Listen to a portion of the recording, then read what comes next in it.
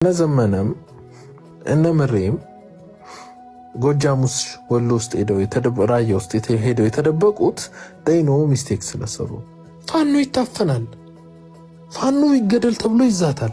አማራው ጸጥ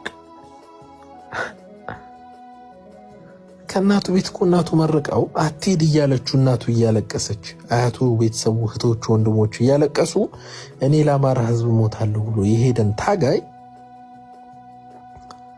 የሚያግሰው ሲታገት ጸጥ። አማራ እንደ ህዝብ እኮ ነማሽ ችግር እኮ አለብን አንዳንዴ። ማለት ምንድነው የተረገምነው?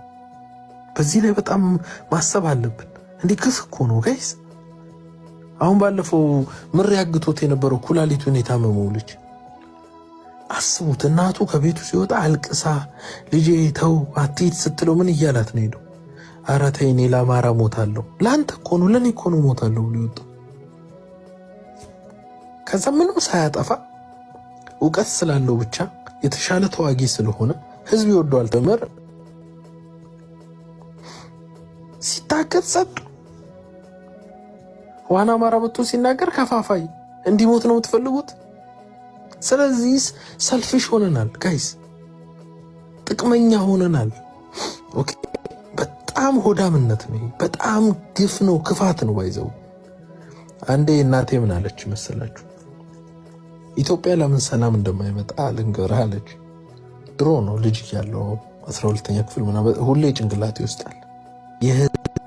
የታጋይ የመካችን ደም በልተን ጸጥ እንላለን አለች።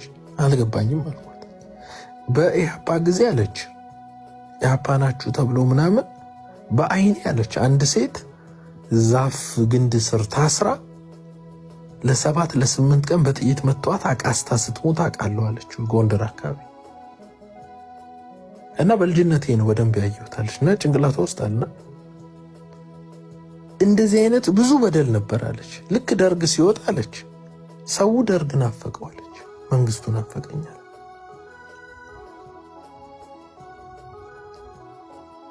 ሌላው ወደ ወያኔም ስንመጣ እንደዚሁ በደል ይፈጸማል። የታገሉ ሰዎች አሉ፣ ማንም ያስታውሳቸው የለም።